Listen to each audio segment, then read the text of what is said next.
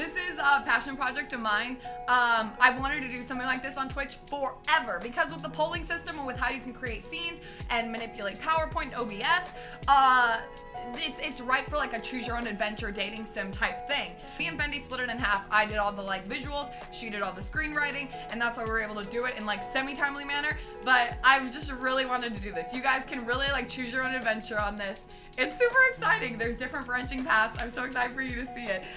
The world is covered in white. I try to open my eyes, but they feel as if they're weighed down with anchors right now. I'm laying on my back, and I can feel a blanket on top of me. But this doesn't feel like my mattress. There's not nearly enough Funyun dust that I can feel with my feet. It's soft. It almost feels like a cloud. Am I dead? Did I die in my sleep and take the priority pass to heaven? As I'm contemplating my situation, I hear a voice. Hey, you're finally awake. You were trying to cross the border, right? I freeze in place. I'm definitely dead. I'm afraid of what I might see when I open my eyes, but I force myself to do so. As my vision clears, I expect to start my time in purgatory riding a wagon to my execution, but I'm even more confused to what I see. Next to me, beyond all logic, is the girl I've known since I was a wee gamer. Why are you looking at me like that, senpai? You're making me blush. This can't be real. The person I've known the longest, the girl I've known the longest, is laying next to me in bed right now? Or rather, I'm laying next to her in what I presume to be her bed. Oh, my heart feels like it's gonna burst out of my chest. I take a deep breath to regain some of my composure and turn towards her. Cross the border? What do you mean? She giggles. Oh, senpai, I figured tonight was gonna be a lot for you. But how do you expect us to consummate our wedding night in the 12-hour rump marathon we planned if you're just gonna pass out just taking off my pants? That's right. I'm married to her. This is our wedding night. And I'm in the middle of gosh darn it, this is no time to be nervous. Senpai, I know I tell you this all the time, but you're everything that this Twitch moderator could ask for. You're just so poggers, and you make my less than 3 go all doki doki.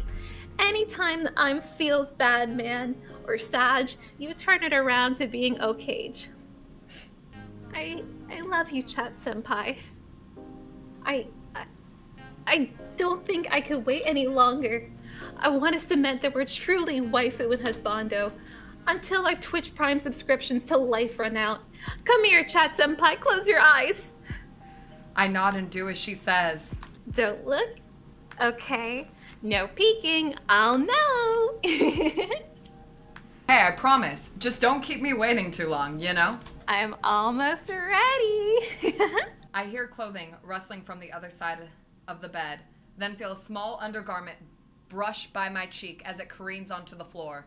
Suddenly, I hear a squishing sound. This is actually happening. I'm gonna concretize my love for her tonight. All of a sudden, I hear a popping noise. No, that's not right. I hear multiple popping noises. All of a sudden, something wraps around my torso. Is that a tentacle? I try to open my eyes, but 2 suction cups keep them shut. I know how much you cared about sounding, but I figured we didn't need to use a rod for that. I have all the equipment we need. Well, I didn't think today was the day I'd experience sounding firsthand, but if it's with her, I'm sure it'll be fine, right? Well, too late to back out now. Okay, I trust you. Okay, you're gonna want to hold your breath, but you definitely need to breathe through it. Move the text box Rarigan SM. He wants to see booba, that's what it is. Oh, no, oh! I thought he was genuinely saying it. I was like, oh no, it's wrong.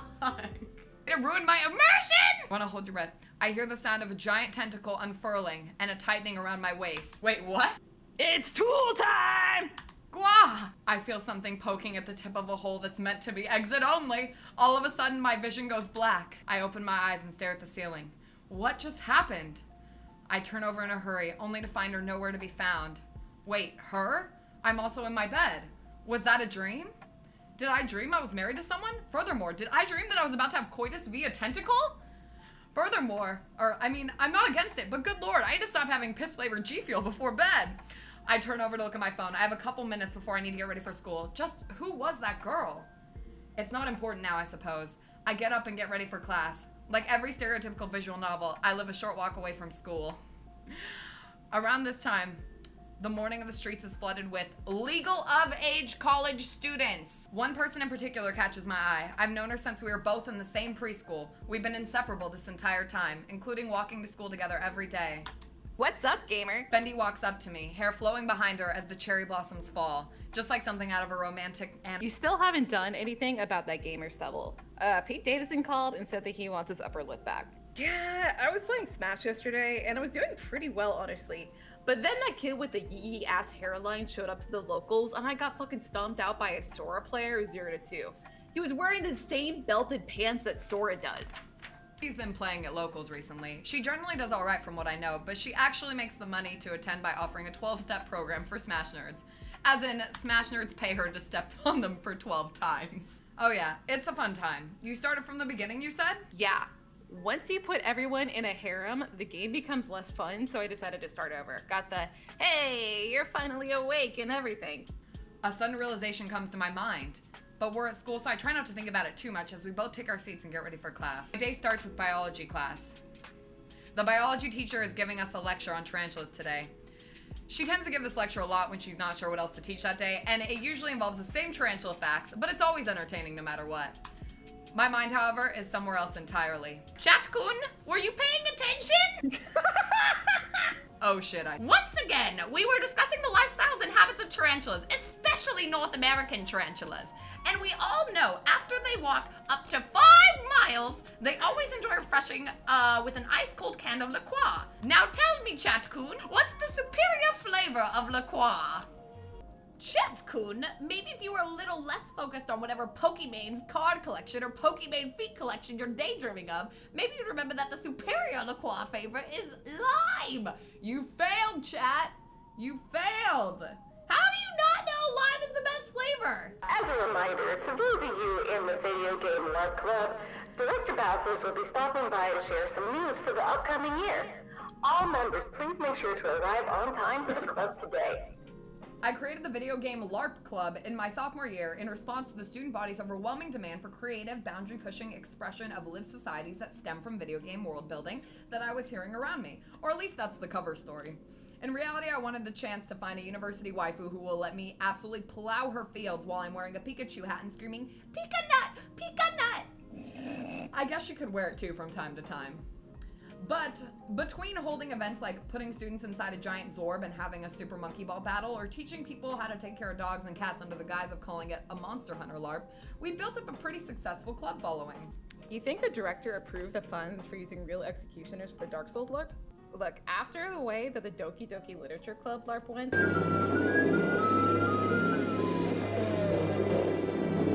probably trying to be a little bit more discreet about the approvals. Rooms. Fendi and I stash our bags in the back of the room near the box of wagging foxtail plugs. Some members of the club insist on the highest level of realism when it comes to Pokemon LARPs. Sometimes the furry club uses them too, but surprisingly, they're returned even more clean and polished than before. As the members of the club file in and take seats around the room, Director Bassos walks in, his perfectly polished bald head reflecting on the ceiling light like a lens flare in a Michael Bay movie. First off, I want to thank every club member because you guys paid for all this. Well, your parents did, I suppose.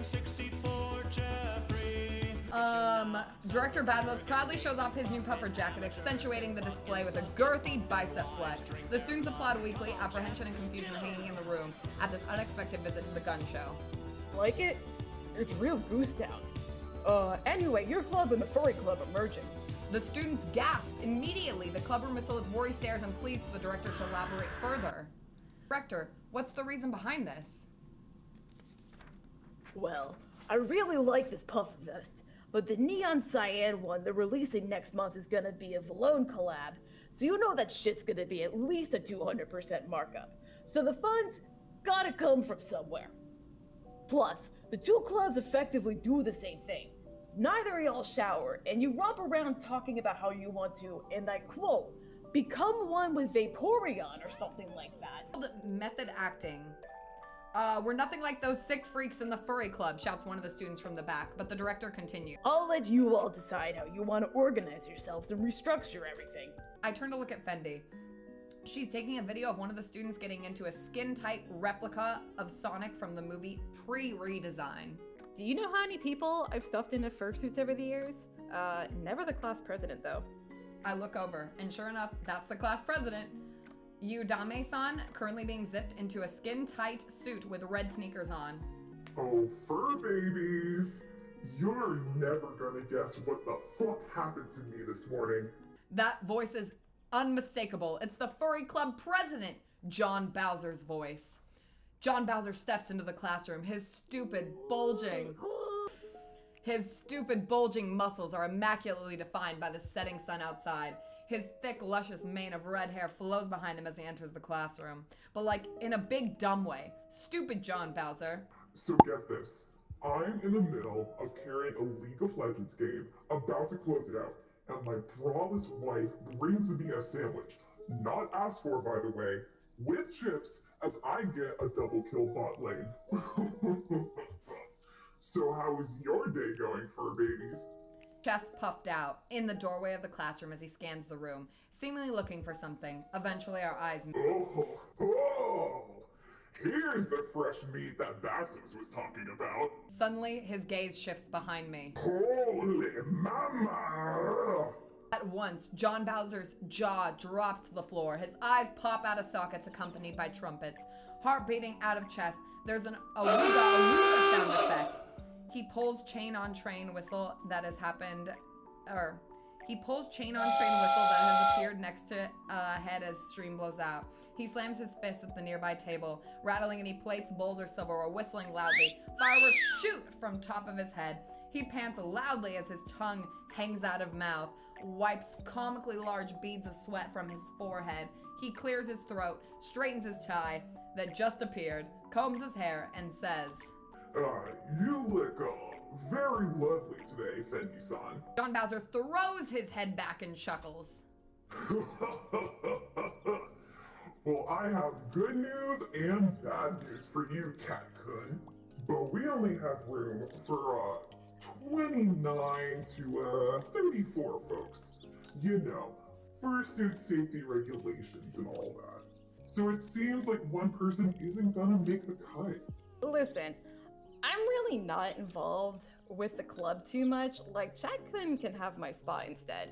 That's Yeah, not no, gonna that's happen! Not gonna happen. Both Bowser and I exclaim in unison. She looks at both of us and rolls her eyes. With that, Fendi walks out the door, snapping a couple extra pictures of two students in Charmander and Squirtle onesies wrestling and biting each other on the way out. Bowser and I watch her leave, and then turn back to face each other. Look, Tier 1 sub. I'm more offended than anything else that you've been holding out on that fine piece of clunge without letting a brother in on the details. Look, tell you what. You humbly bow out of this race, and I'll reconsider beating your ass and laying you out on the parking deck like a wrinkly hood ornament. I doubt those are empty words. John Bowser's the ideal male specimen. He's rugged, handsome, can run a mile in 4.19 seconds, smells like a freshly lit Macanudo cigar, could probably split me in half like a goddamn Ziploc bag. You're completely full of shit. There's enough room for me in this club. Plus, what budget are you actually planning to use for Fendi's fursuit? You know she won't accept anything less than a perfect outfit made from actual fish from Shark Tale. And the whole reason we're merging clubs in the first place is due to budgetary concerns. I'm not worried about raising the money. One look from me, and the student body will be throwing money at my feet. Think you can out-fundraise me, you little shit? Bowser flexes his biceps unnecessarily, but handsomely. It's a deal. Tell the director that you're about to get your ass handed to you through the toughest means of all, capitalism. In order to save my club, I'm gonna have to out-fundraise the Furry Club, run by the walking rock hard man meat that is John Bowser. He thinks he's such hot shit, but I'm not gonna let him under my skin that easy. What type of fundraiser? See, I hadn't gotten that far yet. I was thinking about doing one of those really neat car wash setups. Ooh, or maybe a bake sale. Ooh, or maybe a charity. Idea for you instead? She cuts me off. I'm all ears. Okay, so this school is filled with wealthy families, right? I guarantee you that they already have personal assistants to wash their car, do bake sales, Shit, probably even jiggle their legs for them so they don't actually need to run. What wealthy families could always do with more of is entertain. Think about it. Parents either want a platform for their kid who's taken 2 lessons with Mozart's great-great-grandchild to play piano for everyone, or have some sort of achievement they can brag about to their other rich friends while they slap ass in tennis. True. Our school excels in sports like basketball and fine arts like ballet and bar. There's not a finer cohort of ball dribblers or wood handlers than everyone around us right now. We just charge through the absolute nose for tickets, as well as maybe find a few things to raffle off here and there, and we're set. A talent show? Perfect. That'll work nicely. Fendi and I walk home together, laying out our strategy for the fundraiser along the way. Those suckers have no idea what they have coming. Suckers. Top. Coming. The sights and sounds of a giant tentacle flash before my eyes. The echo of the words. It's tool time! Ring in my ears. I don't know whether it's my pants or my brain telling me I need to get home expeditiously, but I say a quick goodbye to Fendi, who looks rather confused, and sprint like a deer needing to take a fat dump back to my house. It's gonna be a problem if I can't work with Fendi on this without my dreams of her being a giant squid and using me like a Jim Henson Muppet get in the way. Sleep comes in fitful spurts throughout the night. Between my mind racing about what needs to be done for the fundraiser and my feelings for Fendi, eventually I make it to morning and meet Fendi outside. The talent show is tomorrow. After several eventful days of running around the entire city gathering things, somehow theoretically we have everything we need for tomorrow. Myself, Fendi, and the Video Game LARP Club are busy assembling the stage. Originally I thought we were gonna have to make do with arts and crafts we borrowed from the preschool, but when I met up with Fendi this morning, she was carrying a huge box. Yeah, originally I was gonna bring all these extra kerosene lamps that Wall Street Bets told me to invest in instead of Tesla stock, but on the way to go pick them up from the storage unit on the edge of town, I ran into this dude who apparently owns a Revolutionary War reenactors group. He was really interested in buying them out from under me, so I let him go for like $2,000, plus these LED smart bulbs. Wait, $2,000? Couldn't we just use that for... Yeah, no, we're using the smart bulbs that are in this box. We're gonna be late if we don't hurry. So thanks to Fendi and the rest of the club, the stage honestly looks impressive.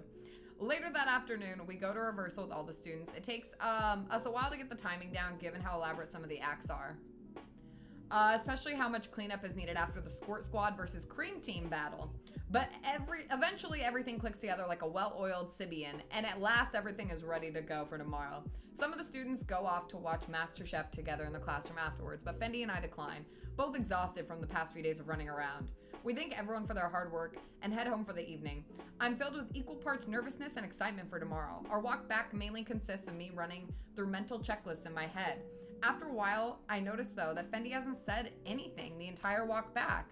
This isn't out of the ordinary. Usually, she's browsing weird things I don't understand, like Wall Street Bets or how to dupe crypto wallets and make them look like your own type things. Tonight though, she's just staring at the sky as we walk home. Clearly something's on her mind.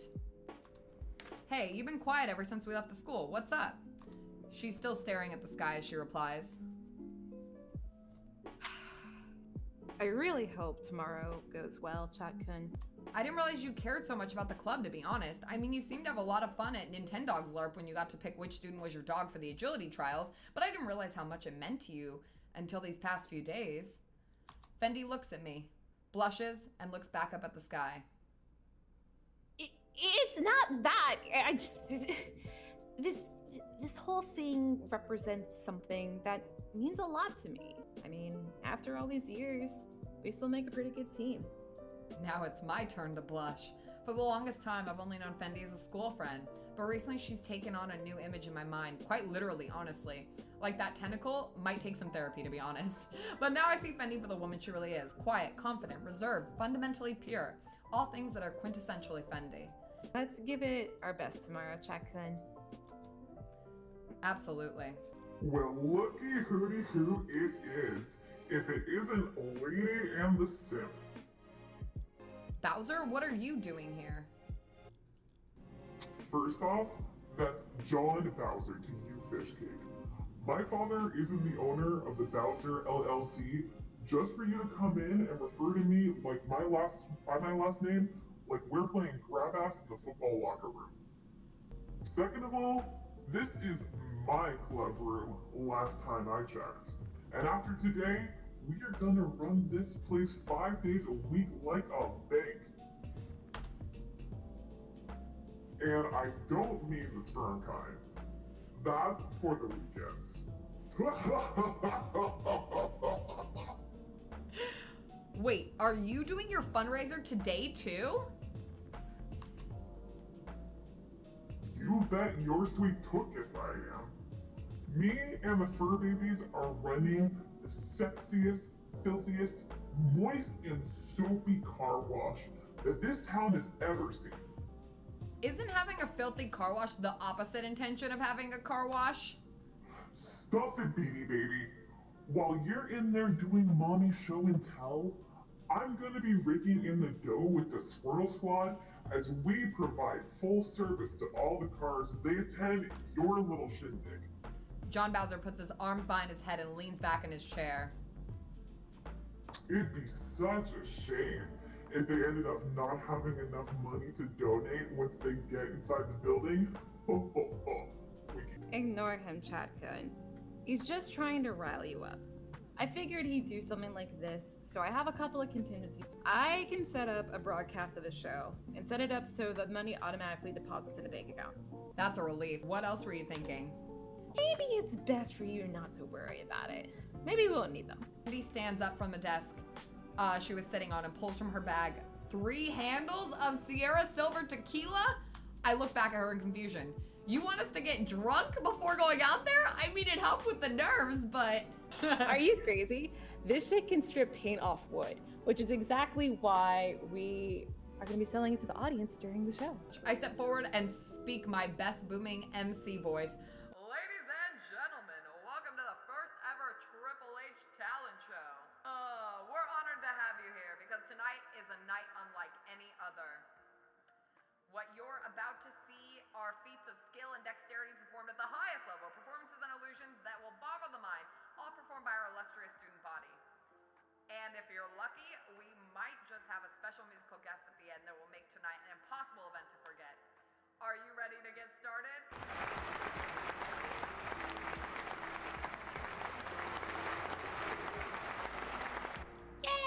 Cheers and hollers erupt from the audience. Ah, yes, settle down, settle down. Remember that all proceeds tonight will go to the Video Game LARP Club fundraiser. And with that, let's bring out our first act, shall we? I introduced the first act. Twins, Malone and Mike Hoxan. Competitive tape measure throwers. They say nobody can outmeasure Mike Hoxan. Mike Hoxan. The twins thoroughly entertain the audience and finish their performance to thunderous applause, and I head out to introduce the next guest. Next up is Issa Tiniet-kun, who will be performing a dramatic monologue about regret, deceit, and the marvels and capabilities of the human hand. One after another, each performance goes off without a hitch. Eventually, I see Fendi come up the stairs. She holds her laptop up to me. I gave the box office people and the bartenders 2 Bluetooth card readers so people didn't have to use just cash. That way we can track the funds as they come in real time. Anyway, I would have had a second one for the box office, but John Bowser insisted he needed one because the dollar bills were, quote, getting too moist. It's actually a good thing.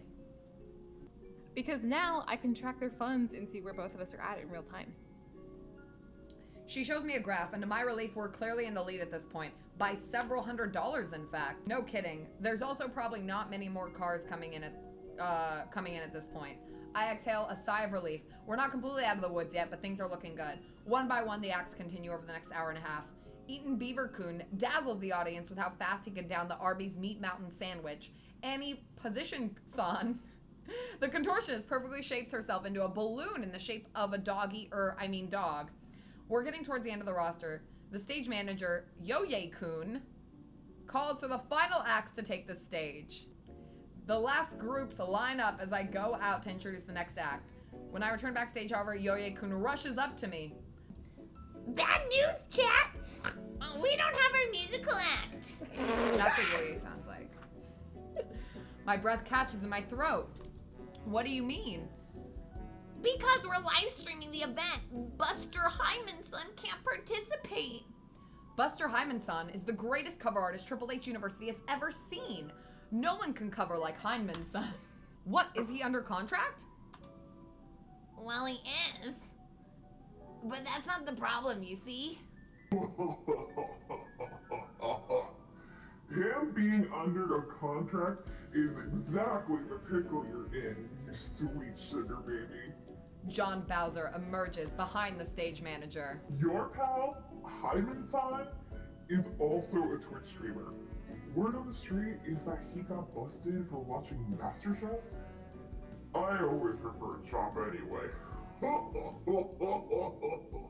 Me being the nice guy that I am, however, I didn't want his practice for such a momentous day to go to waste. The Squirrel Spot and I took over an Arby's drive-thru where he's currently serenading drivers, while the fur babies go get those cars clean in record time. If your club is so confident they can put on a better performance than the Video Game LARP Club, why don't you see if you can beat us at our own game? You had my curiosity, but now you have my attention. All the money we make, starting now, goes into a shared pot. After the talent show ends, meet us behind the school. We have everything we need for a combat LARP for both teams. The team that emerges victorious from the LARP wins the pot, and probably by extension, keeps their club. Oh, you are a spicy kickin' chicken sandwich. Fine.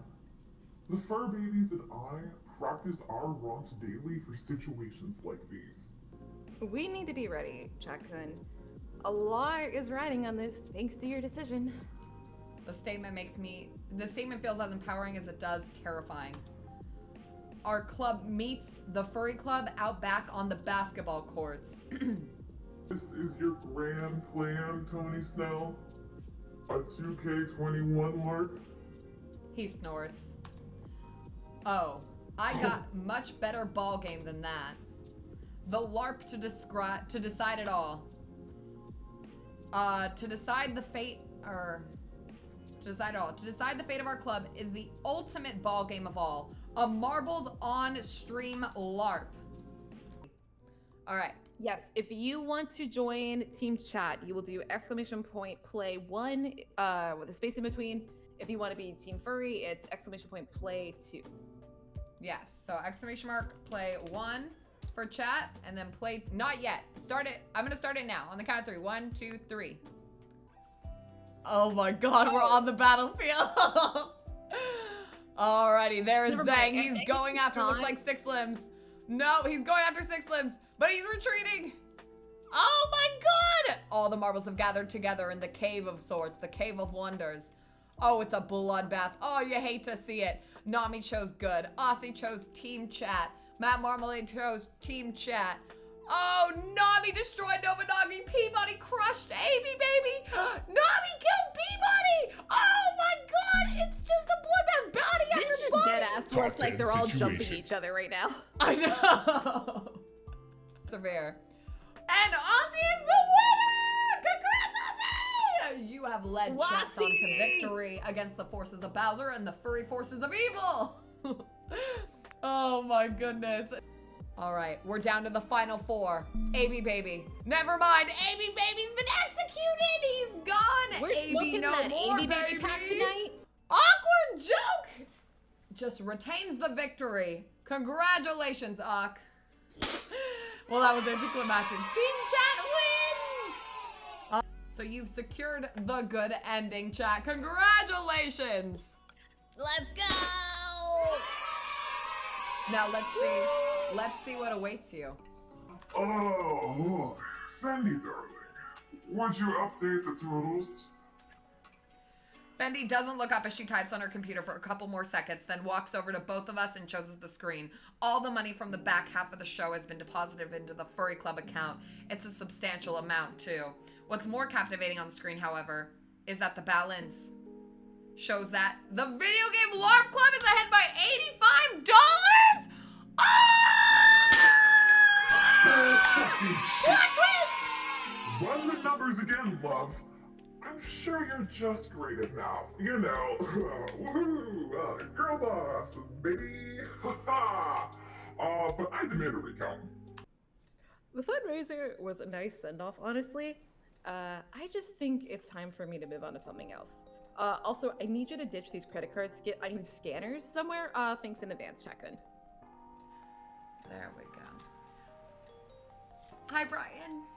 I still go over to her house from time to time just to hang out. Her investments in the stock market must really be paying off. Ever since the fundraiser, she's really upgraded her computer setup. I'm not sure why she needs 16 3090s and 3 HTC Vive headsets, or how she came to acquire them, but I trust she knows what she's doing. She's still a really good friend of mine. And I think about that dream from time to time. But if I'm being honest, John Bowser completes me. I'm still afraid to tell him that just yet, but Fendi seemed to pick up on the situation, maybe even forcefully so. Because one day I came back to my house after school to a giant package, and not the type I've been dreaming about when it comes to John Bowser. The package contained a large garment with a note on top.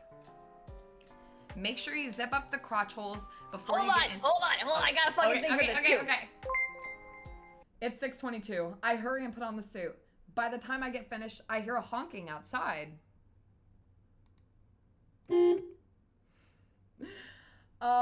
John Bowser is waiting for me outside in his 1992 Mercury Sable. I hurry outside and get in the car. You know, you don't have to be so coy with me, Chakun. It's all water under the bridge now. You could have just said you want me to take you to the park so we can play Beyblades together. This is so embarrassing. Fendi had my number figured out from the beginning. I'm not sure what to say to Bowser in response. Cat got your tongue to loose? What's on your mind? I slowly unzip my jacket, revealing the hint of the hot fish from Shark Tale costume underneath. His eyes bulge at the sight. Oh, my little puffer fish. I have been waiting for you to make a move. Fuck the Beyblades. I have something else that you're going to be spinning on top of tonight. Throughout the rest of the night, anyone who walked by the Tim the Toolman Taylor Memorial Park heard three things. Crickets chirping in the woods, an occasional thumping, and ever so often, maybe more frequently than needing, a bellowing voice saying, "Let it rip." Let it rip!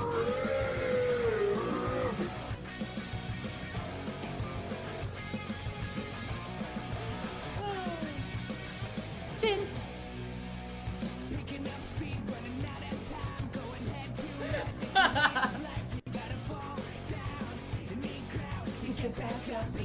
Girl, I literally remember the song from watching the Beyblade anime. It's so good. It's so good.